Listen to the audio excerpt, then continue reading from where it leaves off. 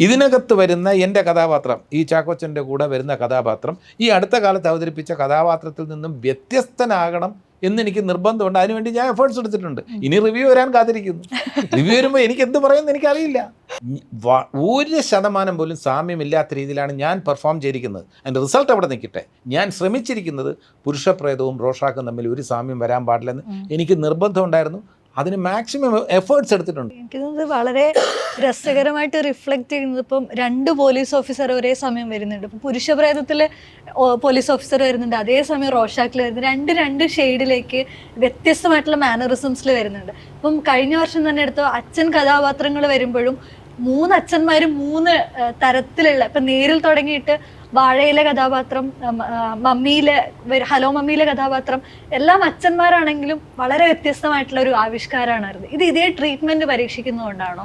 അല്ല, ഇത് കേൾക്കുമ്പോഴാണ് എനിക്ക് ഏറ്റവും വലിയ സന്തോഷം എന്ന് പറയുന്നത്. കാരണം അത് ചന്ദ്ര നന്നായിട്ട് അപഗ്രഥിച്ചിരിക്കുന്നു ഈ കഥാപാത്രം. എൻ്റെ മനസ്സിലുള്ളതാണ്. ഇത് വേറൊരാൾ പറയുമ്പോഴാണ് എനിക്ക് സന്തോഷം. ഞാനിത് പറഞ്ഞുകൊണ്ട് നടന്നിട്ട് കാര്യമില്ല. ചാക്കോച്ചൻ, ഞാനത് മൂന്ന് രീതിയിലാണ് ചെയ്തിരിക്കുന്നത്. എൻജോയ് ചെയ്തു. അതാണ് പറഞ്ഞത്. ഇത് 3 പറഞ്ഞു. ഞാനിത് എൻ്റെ മനസ്സിലുള്ളതാണ്. എനിക്കിതിൽ വിഷമം തോന്നിയ ഒരു കാര്യവും പറഞ്ഞുതരാം. 1% പോലും സാമ്യമില്ലാത്ത രീതിയിലാണ് ഞാൻ പെർഫോം ചെയ്തിരിക്കുന്നത്. അതിൻ്റെ റിസൾട്ട് അവിടെ നിൽക്കട്ടെ. ഞാൻ ശ്രമിച്ചിരിക്കുന്നത് പുരുഷപ്രേതവും റോഷാക്കും തമ്മിൽ ഒരു സാമ്യം വരാൻ പാടില്ലെന്ന് എനിക്ക് നിർബന്ധമുണ്ടായിരുന്നു. അതിന് മാക്സിമം എഫേർട്സ് എടുത്തിട്ടുണ്ട്. പക്ഷേ എനിക്ക് വേണ്ടപ്പെട്ട എൻ്റെ ഒരു റിലേറ്റീവ് എന്നെ പറഞ്ഞു, രണ്ടും ഭയങ്കര സാമ്യമുണ്ട് കേട്ടോ എന്ന് പറഞ്ഞു. 2 പടങ്ങളും കണ്ടിട്ട് ഞാൻ ചേട്ടനെ വിളിച്ചു. വളരെ നല്ല അഭിപ്രായം ചാക്കോച്ചൻ വിളിച്ചു പറഞ്ഞു. ചാക്കോച്ചൻ അത്രയും ഇഷ്ടപ്പെട്ട് വിളിച്ചു പറഞ്ഞു. ഒരു ഗ്യാപ്പിന് ശേഷമാണ് ചാക്കോച്ചൻ വിളിച്ച് പറയുന്നത്. അപ്പോൾ ഈ ഒബ്സർവേഷൻ എന്ന് പറയുന്നത്, ഇത് രണ്ടും തമ്മിൽ സാമ്യമില്ല എന്ന് പറയുമ്പോൾ ഞാൻ ഉദ്ദേശിച്ചത് ഒരാൾ പറഞ്ഞല്ലോ എന്ന ഒരു സന്തോഷത്തിലാണ്. ഇത് നിരൂപകർ രണ്ടും തമ്മിൽ സാമ്യമില്ല എന്നുള്ള ആദ്യം അവർക്ക് എഴുതാനുള്ള അവസരം കിട്ടിയിട്ടില്ല.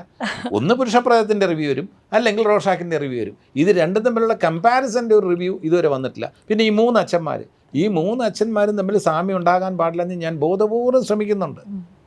ഇതിനകത്ത് വരുന്ന എൻ്റെ കഥാപാത്രം, ഈ ചാക്കോച്ചൻ്റെ കൂടെ വരുന്ന കഥാപാത്രം ഈ അടുത്ത കാലത്ത് അവതരിപ്പിച്ച കഥാപാത്രത്തിൽ നിന്നും വ്യത്യസ്തനാകണം എന്നെനിക്ക് നിർബന്ധമുണ്ട്. അതിനുവേണ്ടി ഞാൻ എഫേർട്സ് എടുത്തിട്ടുണ്ട്. ഇനി റിവ്യൂ വരാൻ കാത്തിരിക്കുന്നു. റിവ്യൂ വരുമ്പോൾ എനിക്ക് എന്ത് പറയുമെന്ന് എനിക്കറിയില്ല. ഞാൻ എഫേർട്സ് എടുത്തിട്ടുണ്ട്. സംവിധായകൻ കൂടെ നിന്നിട്ടുണ്ട്.